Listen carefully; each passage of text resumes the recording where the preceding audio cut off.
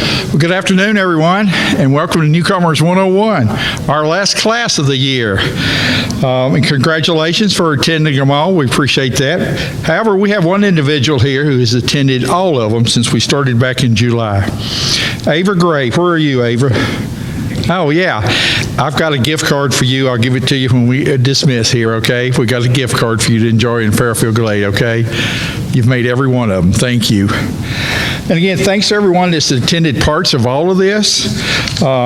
It's been our pleasure to do this. I'd like to recognize Ken Fleury. He's not here this afternoon, our president, who's encouraged us to do this. Also recognize Bruce Cox, our treasurer back here, who's our financial guy. He's been here for many of these meetings and always has helped to explain our budgets and the process. Thank you, Bruce, very much. Also, I'd like to send a big thanks to Bob Weber, our general manager, and specifically for him letting all his senior managers come through these programs. We had a lot of them to come through, so thank you, Bob, for that support. It's very much appreciative. Mary Jo is not here today. We certainly want to thank Mary Jo Page for setting the room up. Her and her team had responsibility for this, so thank you, Mary Jo. And last but not least, I certainly want to thank Jared Kirby, our RT guy over here, who's been here for all of our programs also. So thank you, Jared. A great job. And most of all, though, I'd like to thank you, first off, for choosing Fairfield Glade as your new home. We're excited to have you here, and I see many of you out in our community now engaged in activities, so that's always encouraging to see. As of today, you're no longer newcomers. We're going to graduate you today, so you're now residents of Fairfield Glade. We won't use that newcomer slogan anymore with you. Now, we did have one question earlier about we'll repeat this. We will get with Bob and everyone involved and look what we're going to do next year for newcomers. Also need to tweak our programs and make it more appealing and things like that. However, all of our programs are listed on our website, so if you've missed any of those, you can go to our website. They're currently, this will be the last one to be posted, but they're all out there. So you can go to our website, log in, and go to members, and click on that and scroll down to newcomers. You can see all of our programs there. So that's another good resource for you also. Okay. Again, now since we started back in July, I want to tie all this together that we've been through here. We've talked about our mission, vision statement. The good news, that hadn't changed since we started in July. We're still going to continue to be a growing resort retirement community and be one of the best value master plan communities in the U.S.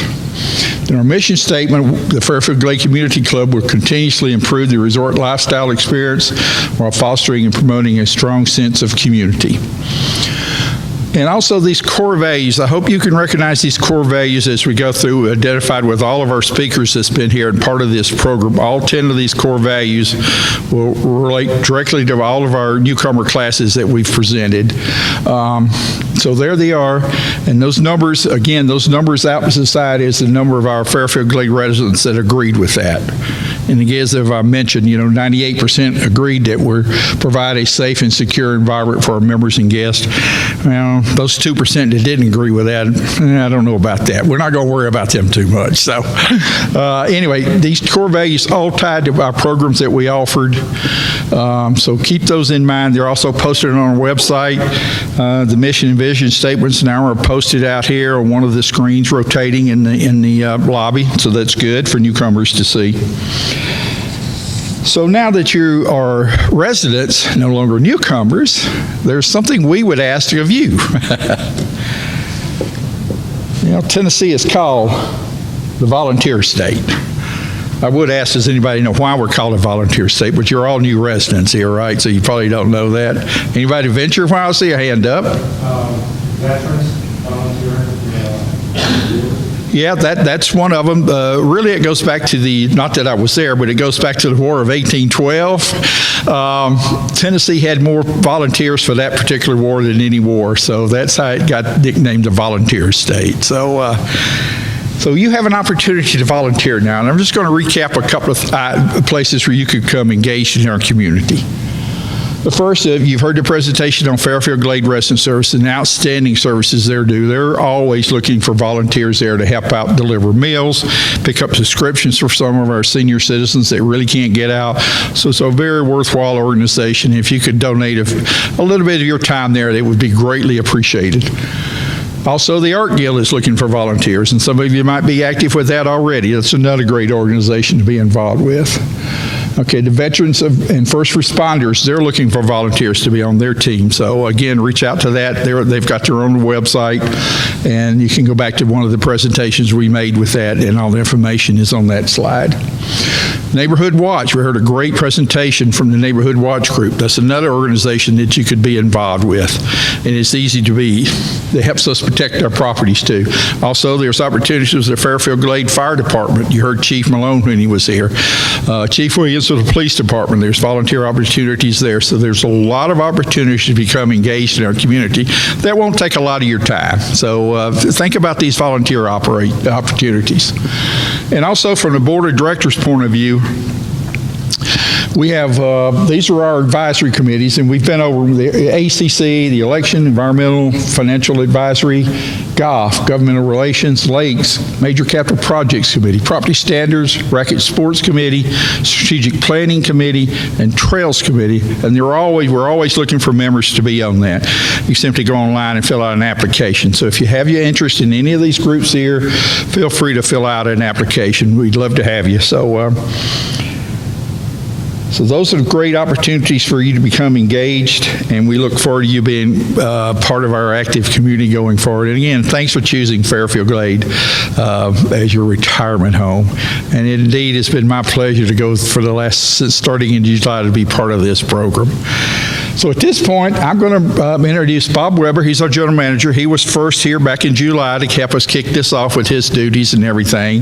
And Jamin Lyons, the director of food and beverage, they're going to come up now and walk us through some food and beverage opportunities, and also you'll have time to ask some questions. So again, thank you. And Bob and Jamin, it's all yours. That's the only slide. So. All right, that's fine. So another volunteer opportunities, mentioning that, I think it's this Friday, we're having a volunteer expo right here at the center. And I couldn't tell you the exact time, but we sent out an email on it, and 10 o'clock? Okay, yeah, I think it's like 10 to 1, 10 to 2. So that's a good opportunity to come out, because they'll not only be able to talk to various groups that John mentioned, but other groups that were not on the list, that service organizations like Rotary Club, Lions Club, Ladies Club, et cetera. So it's a good way to really, in one stop, if you will, you can see a lot of different organizations and figure out maybe what makes sense for you and plug you in. So food and beverage. First item you see, we own and operate all the amenities in Fairfield Glade, and that includes the restaurants, and that is the restaurants that we own, which is Stonehenge Grill. Okay, all the amenities that we have are subsidized by your dues. And so how many of y'all have actually taken the Newcomers survey yet? Okay, you should have gotten an email on those. In fact, when you're invited to these, you should have gotten an email. If you haven't taken the Newcomer survey, I encourage you to contact our member records department, and then they can actually give you the link to the survey. And one of the things that came out of that survey was that, at least so far, what we've seen from newcomers now is that the number one reason they moved to Fairfield Glade is the amenities. So it's the restaurants we own and operate, tennis, pickleball, golf, etc. Number two reason is natural beauty. So those are the top two.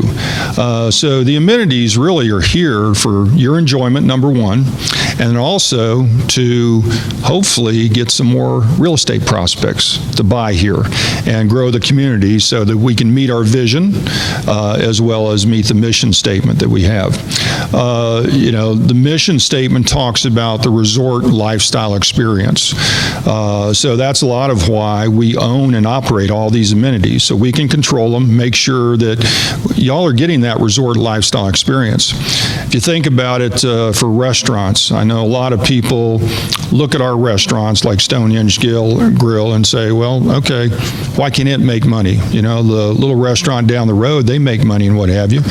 Well, again, trying to provide that resort lifestyle experience, we do a lot of things things that a regular restaurant wouldn't do. You know, for example, a lot of restaurants aren't open 7 days a week. A lot of restaurants are just breakfast and lunch or lunch and dinner. But they're not breakfast, lunch, and dinner. I mean, yeah, you can think about the Denny's of the world, the Cracker Barrels of the world. Those are restaurants that are open, 7 days a week, breakfast, lunch, and dinner, but very different type of operations. Most of your mom and pop, shall we say, restaurants, not your chain restaurants, they typically are going to be closed on a Monday or some of the slow days of the week. So again, for us, trying to have that resort lifestyle experience for y'all, we're open 7 days a week during the season. Now, in the off season, what we've found in the past, and I've looked at this, I've been here 10 years and looked at it every year, our business levels drop off 40 to 50% from October to November. Now, one of the few reasons for that, number one, we have fewer timeshare guests here. Once it gets cold, the timeshare guests go away. They'll be here for Thanksgiving week, Christmas week, New Year's, but the occupancy is very low. Number two, and they spend a lot of money at our restaurants. About 20% of our food and beverage revenue so far through September came from timeshare guests. Number two, golf packages. So these are groups of guys and gals that come in from up north typically to play golf here.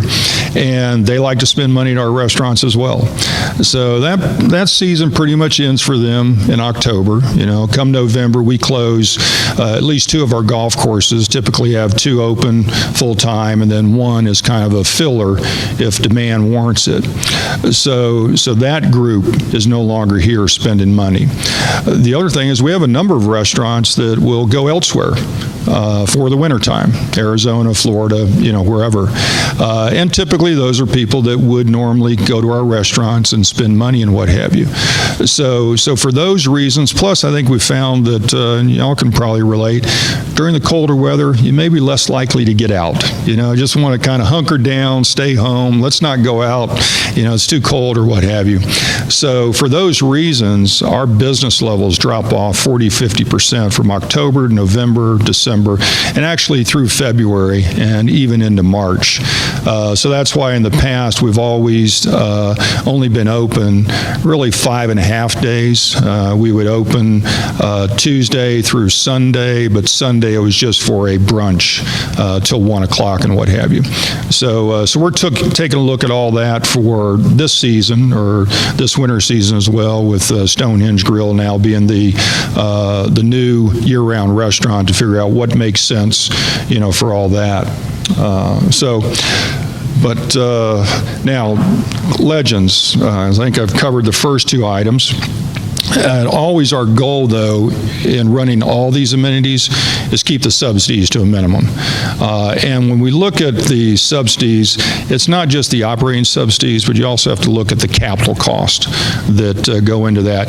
If you look at the monthly financial reports and the things that Bruce Cox, our treasurer, produces, you can see that, you may have operating income for a certain amenity, but then when you start looking at all the capital costs related to that amenity, it's really a negative cash flow. And so that's where your dues come in. Your dues, as I say, and I'll keep repeating it, your dues really subsidize all the amenities. To a great degree, your dues are here to, at a minimum, maintain all the facilities, but then also subsidize the amenities so y'all can enjoy that great resort lifestyle experience. Now, Legends, there's been a lot of questions about that. Are we going to reopen Legends, Fireside, and what have you? We used to have Legends and Fireside, used to have a banquet operation. And then COVID in 2020 just decimated the banquet operation. A lot of our large events that we would do there, chicken and pasta, St. Patrick's Day, Mother's Day, Easter, etc., we had to cancel those as well. So as a result of that, as we went into 2021, 2021, there was still uncertainty about COVID, so we decided to let's keep it just focusing on Stonehenge Grill, one restaurant. And quite honestly, we couldn't open Legends and Fireside right now, even if we wanted to. Jamin is having a hard time finding staff just for Stonehenge Grill. It's not so much the front of the house staff, it's the kitchen staff, line cooks, prep cooks, etc. So and if y'all have been listening to the news, it's nationally, there's a shortage of workers in all industries, but in particular the restaurant industry. A lot of them have just decided, with COVID and everything, good time to get out of the restaurant business and try and do something else, because it's a tough life, no doubt about it. So really with that situation, there's no intent to reopen Legends or Fireside anytime in the near future. The staffing more than anything is the issue there. So let me see here. Okay, well, I'm going to turn over this to Jamin so he can kind of cover the last bullet point, which is kind of our plan for the winter and going into springtime of 2022. Hello, everybody. As we get ready for our winter season here in the end of 2021 going into 2022, we have a new menu that will be rolling out in November. We had our new adult beverage menu that rolled out about 2 weeks ago now, with a reserved wine list and a few new wines on our core list, as well as beers and everything. We have a rotating handle on our draft system, and some new cocktails as well, like a Fireball Mule. So if you're into Fireball, check that out. And then a new food menu. And one of the things that we're trying to stress is, with the new menu that will be for the winter time, some of those favorites will come back possibly next year. So we did bring back some fan favorites from years ago that is on the new menu that'll roll out in November, and that we're excited about. And we're also looking at bringing back theme nights. We haven't chosen what day will be theme night, so we'll be bringing back plated versions of some of those wonderful things, like chicken and pasta night, but it'll be a plated version, an Italian night, pizza night, and some other things that we're thinking about doing throughout the fall to get you to come out and do something different outside of what's typically on our menu as well. We have Thanksgiving coming up, and that'll be a plated meal with a choice of either smoked turkey or glazed ham with stuffing or mashed potatoes, green beans, and cranberry sauce and everything like that. And there'll be an email going out, I think, tomorrow with a little bit more details and the reservations and everything that you would need to do for that on Thanksgiving Day from 11 to 4, as well as we'll be doing the takeout service from 10 to 11 with those same choices that will be served cold. With those theme nights, there'll be a few that are a little bit more upscale, so there'll be tablecloth and nice fine china and all of that wonderful things. And then we'll have some that's sort of casual, because we always want to make sure we provide variety across the board for our wonderful residents and everything. We're looking at 5-6 days a week this winter. We're still trying to figure it out with the board, of course, but we'll be there to serve and provide wonderful meals day in and day out for the most part. I think that's about it. Any questions for me?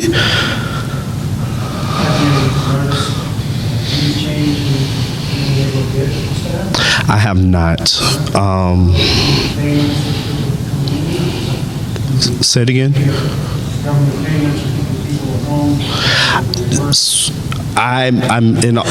We're not even getting applications at this point. I don't believe people are still getting paid. I haven't heard anything. We're just for the back of the house. And I understand with the hospitality industry, a lot of times it's long hours, low wages, and a lot of stuff that you end up having to put up with, whether it's front of the house or back of the house. And so that's been one of the things that with my core group that I do have is to make sure I lead by example. So if you've been to the restaurant, you see me on the floor bartending, serving, whatever the case may be. So I lead by example and try to show them that a leader understands. But we're at this time, we're not even getting applications for the back of the house. I haven't hired anybody new in the back of the house in probably just shy of 3 months, and I was a dishwasher. So it is really stressful at times, especially because if you notice, we've been running all summer long. We've been busy all summer long, and we work our team, but we try to make sure we give them the time off. But at this time, we're not getting any applications. The few that we did get almost 2 months ago, they set up interviews and then didn't show up, and we sort of allowed them to pick their times, and they still don't show up. So I don't know exactly what's going on. We're going to work together, me, Bob, and HR, on some type of recruiting to do something, because it's needed. It's needed. Any other questions? Thank you. Question. When you received the food and beverage survey, that you had breakfast and lunch at one of our places, can you tell them how you use that survey and how important it is to take that? Yes. So one of the first things I do is, if it's something I can fix in real time, such as hash browns going out cold, I go right then to my kitchen and say, hey, we need to make sure we're serving hot food across the board. Food that's supposed to be hot should be hot, and food that's supposed to be cold should be cold. And so making sure that I can fix stuff in real time, but also looking at and saying, okay, are we having complaints on dry chicken? So making sure that, once again, I work with my assistant and the back of the house team to make sure that we're providing a quality, juicy chicken breast or whatever the case may be. So we try to use those surveys in real time, as I like to say, to fix any issues, or if we see a trend, especially at breakfast, lunch, or dinner, whether it's with an employee, whether it's with a meal item, we try to fix it as well. And that's also what helped us as we developed a new menu on certain items that people kept requesting over and over. And it might have been the same person requesting it 20 times, but it was enough to get put back on the menu. So, yeah. So it's very important. And I know some people eat 3-4 times a week with us. I have one couple, they eat 18 meals a week with me. They eat 6 days a week, breakfast, lunch, and dinner. And they tell me every time they do the survey. Yeah. Any other questions?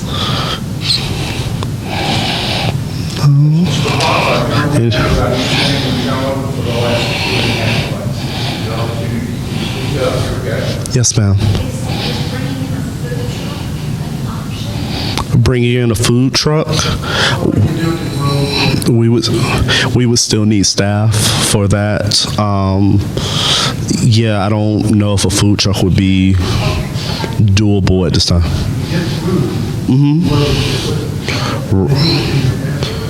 Say it again. So you can get the food from the truck, but then where would you go to eat it? Yep. Who's going to clean up that? That's another thing as well. And then making sure you get food as well, because we're having a lot of issues with distributors. So if you've been in the last few weeks and we've been out of some items, it's because there's a shortage of truck drivers. There's shortage in the warehouses stocking the trucks. So the domino effect, the shoe has dropped. The other shoe has dropped when it came to COVID, and it's affecting all of the industries, unfortunately.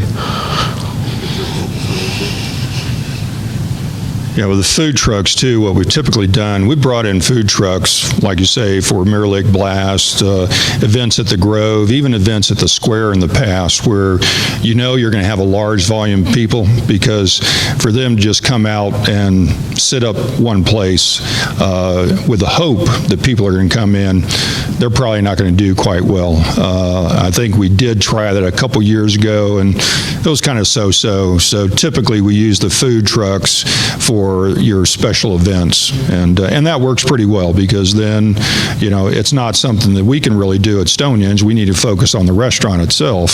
So this is a way to provide y'all with a little variety, and you can get food right there, and typically there are picnic tables around, things of that nature. Places where it could be a bar and grill, they shut down the kitchen, put a food truck outside.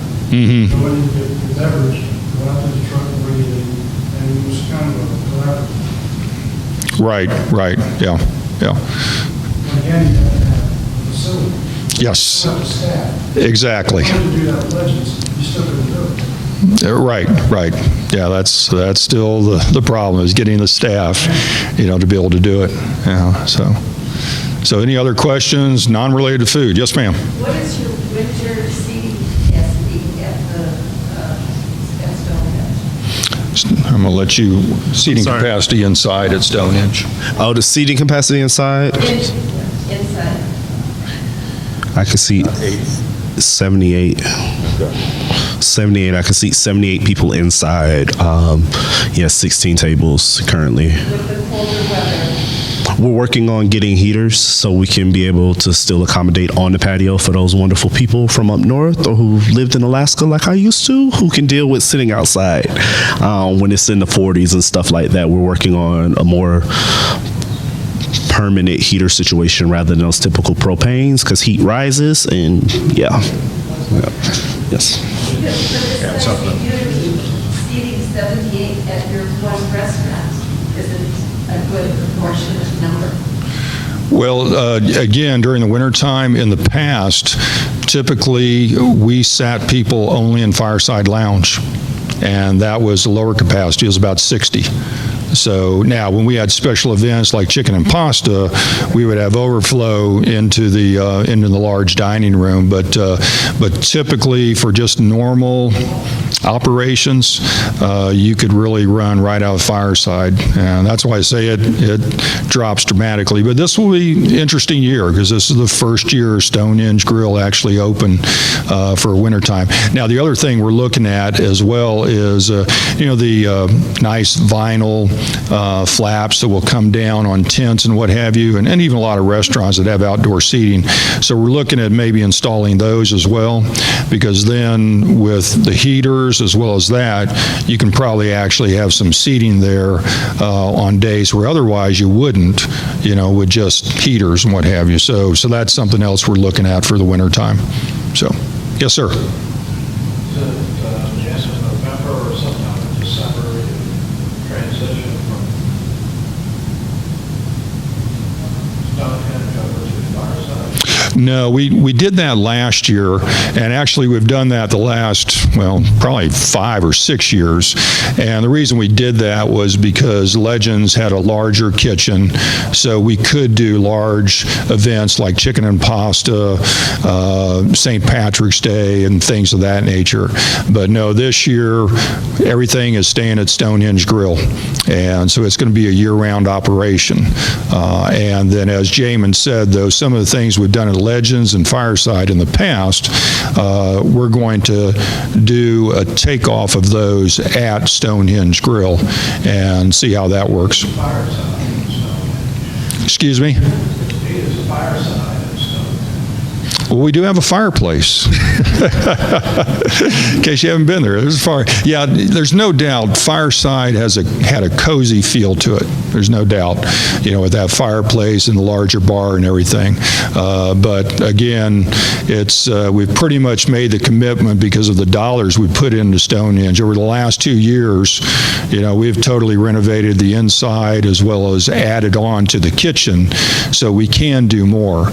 So it'll be interesting to see what happens this wintertime, and if we do have some issues with seating and things of that nature, we obviously have to make some adjustments and go from there. What's there a plan to tear all that down? Rebuild? What's that? The Legends and Fireside? Well, that's we've already started the planning on Druid Hills, but no decisions have been made as to exactly what we're going to do there. And in fact, there's going to be another, really the first town hall meeting for all the residents on October 26th. And there should be an email going out on that, if not this afternoon, tomorrow. And it'll be October 26th from 3 to 5 p.m.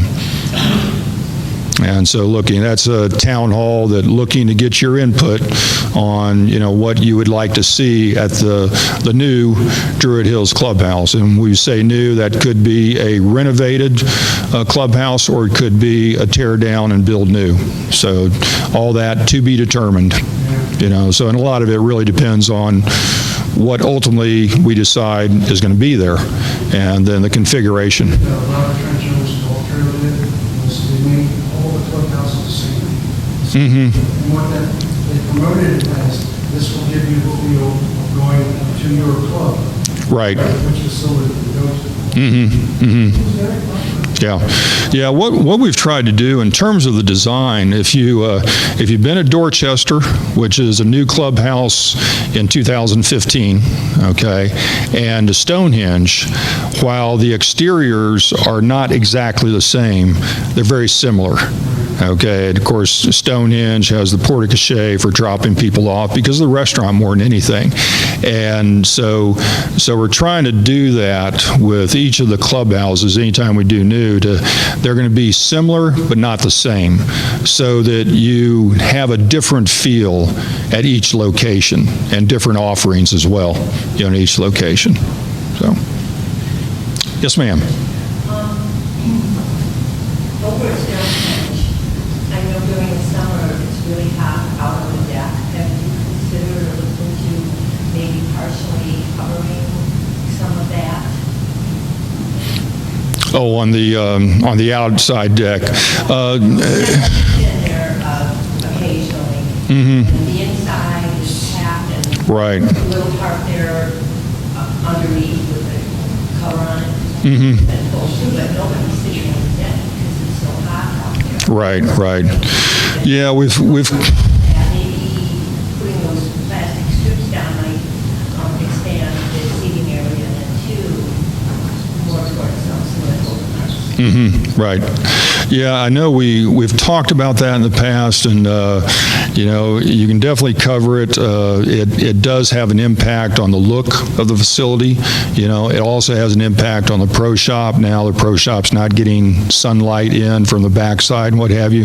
So we've tried, given that, we've kind of gone to just the umbrella, look, and so that hopefully at least with the umbrellas, you're out of the sun and what have you. So, but that is an issue, and that's something we'll continue to look at. If we see that we are losing a lot of business because of that, then we'll obviously make some adjustments. Jamie, I got a question. Yes, sir. We built that beautiful new fireplace in just 7 inch. Is there a chance you can make that a little bit more clubbier for the winter season? That is actually something we're in the process of working on right now. Yeah. Yep. So be cozy and the fireplace will be working, and then we also have the fire pit outside that you can sit around. You can grab drinks from the bar and go sit around it, and everything, just don't sit on the fire pit. That's my only thing. Had a guy do that the other day, so. Very true.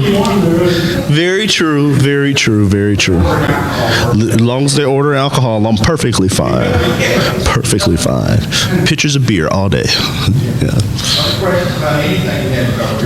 One other question, not particularly to food, but could a search bar be added to the website?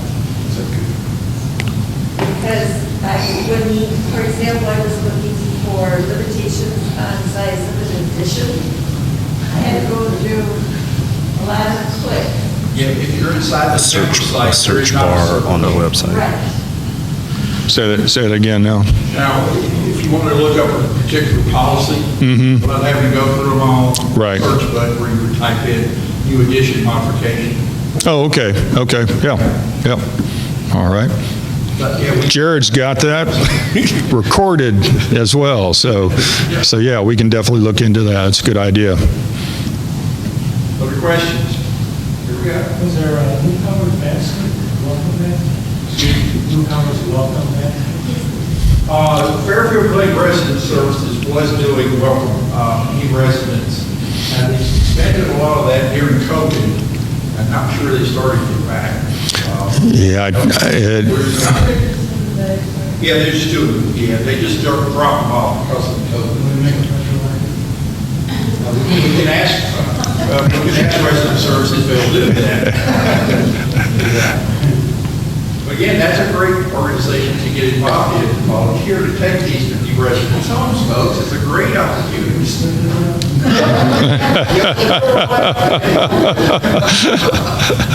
Great organization. Nice one, John. These are just general questions since we started this. So what we'll do, we'll review all of our programs and see how we need to tweak it for next year.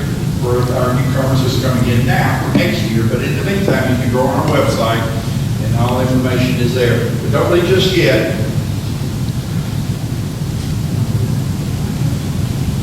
Can't say that's one anymore. Should we pick this? We can send out. Out of that pile there. Pick one. We've got two $25 gift cards here. Avery, you've already got yours, so you didn't get double dip, okay?